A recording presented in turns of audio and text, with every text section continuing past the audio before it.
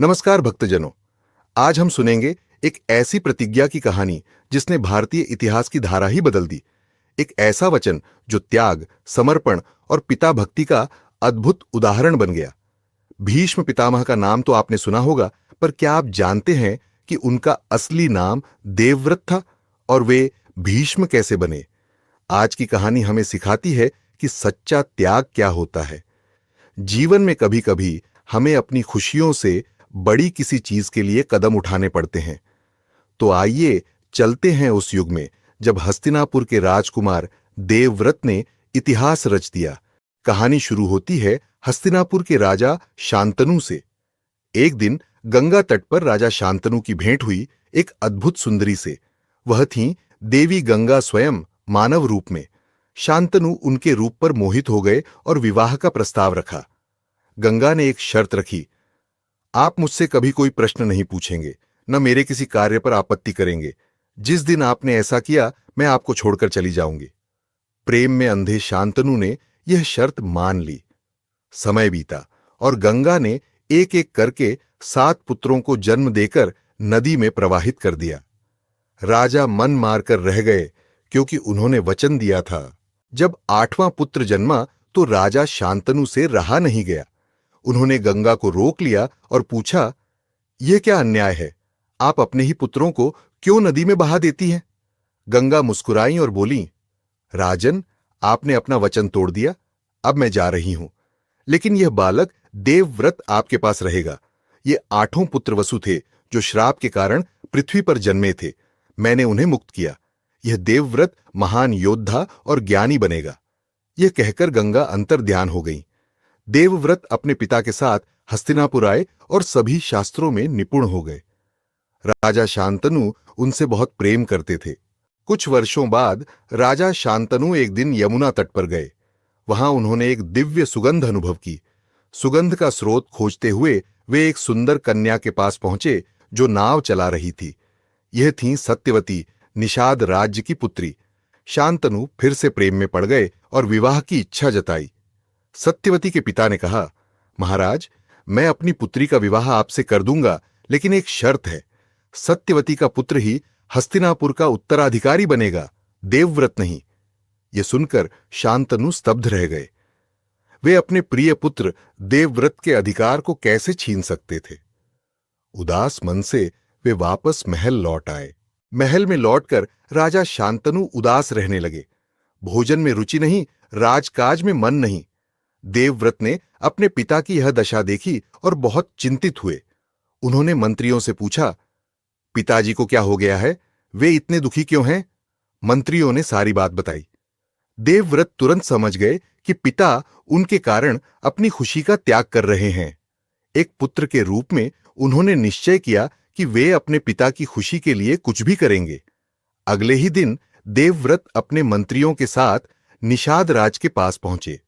उनके मन में एक दृढ़ संकल्प था। पिता की खुशी के लिए वे कोई भी त्याग करने को तैयार थे। निषाद राज के सामने देवव्रत ने घोषणा की, मैं प्रतिज्ञा करता हूं कि हस्तिनापुर के सिंहासन का त्याग करता हूं। सत्यवती का पुत्र ही राजा बनेगा। निषाद राज ने कहा, लेकिन राजकुमार, भविष्य में आपके पुत्र तो दावा कर सकते हैं।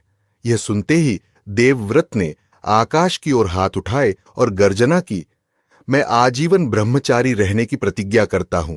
मेरा कोई पुत्र नहीं होगा। यह मेरी भीष्म प्रतिज्ञा है। आकाश से फूलों की वर्षा होने लगी। देवता बोले, आज से तुम देवव्रत नहीं, भीष्म हो, जिसकी प्रतिज्ञा भयंकर है। पिता शांतनु ने वरदान दिया, पुत्र, तुम्हें इच्छा मृत्यु का वरदान मिले। जब तक तुम चाहो, मृत्यु तुम्हें छू नहीं सकती। भीष्म की यह प्रतिज्ञा सुनकर सत्यवती और उनके पिता नतमस्तक हो गए। ऐसा त्याग इतिहास में कभी नहीं देखा गया था। एक युवा राजकुमार ने अपना सर्वस्व, सिंहासन, विवाह, संतान सब कुछ त्याग दिया, केवल अपने पिता की खुशी के लिए। शांतनु और सत्यवती का विवाह हुआ।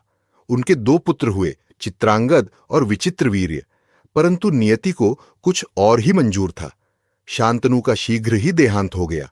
फिर चित्रांगद युद्ध में मारे गए और विचित्रवीर्य बिना संतान के ही चल बसे।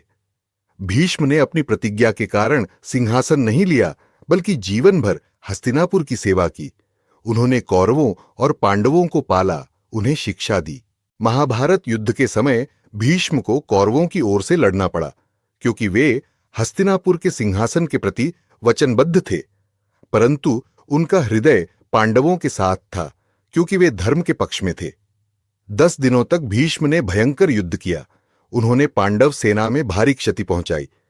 श्री कृष्ण जानते थे कि जब तक भीष्म युद्ध में है, पांडवों की विजय कठिन है। अंततः शिखंडी के पीछे अर्जुन ने भीष्म पर बाणों की वर्षा की। भीष्म ने शस्त्र रख दिए, क्योंकि शिखंडी पूर्व जन्म में स्त्री थी। बाणों से बिंधे भीष्म शरशैया पर गिर गए, लेकिन उन्होंने इच्छा मृत्यु के वरदान के कारण प्राण नहीं त्यागे। बाणों की शरशैया पर लेटे भीष्म ने उत्तरायण की प्रतीक्षा की।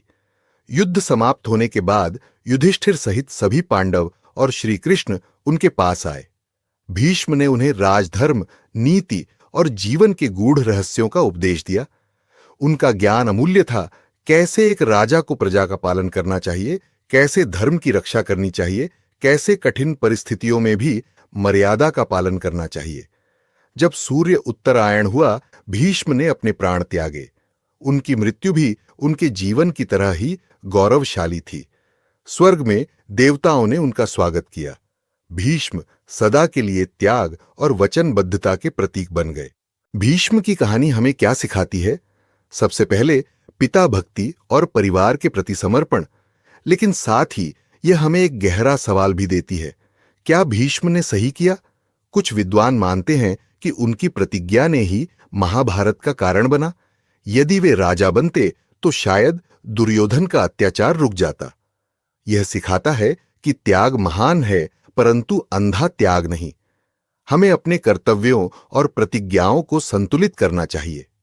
जीवन में हमें भी कभी कठिन निर्णय लेने पड़ते हैं। हमें अपने परिवार के लिए त्याग करना पड़ता है, लेकिन हमें यह भी देखना चाहिए कि हमारे निर्णय का भविष्य पर क्या प्रभाव होगा। भीष्म ने वचन निभाया, परंतु धर्म की रक्षा भी उतनी ही आवश्यक है। भीष्म पितामह की यह अमर कथा हमें सिखाती है कि जीवन में वचन का मूल्य क्या होता है, परंतु साथ ही विवेक और धर्म भी उतने ही महत्वपूर्ण हैं। आइए प्रार्थना करें। हे भीष्म पितामह, आपके चरणों में नमन। आप हमें त्याग का साहस दीजिए, परंतु विवेक भी दीजिए कि हम सही और गलत में भेद कर सकें।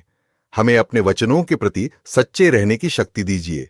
तो भक्तजनों, अगर यह कहानी आपके मन को छू गई हो, आपको कुछ सीख मिली हो, तो कृपया लाइक करें, शेयर करें और चैनल को सब्सक्राइब करना न भूलें। अगले वीडियो में फिर मिलेंगे एक और अद्भुत कथा के साथ। जय श्री कृष्ण। धन्यवाद।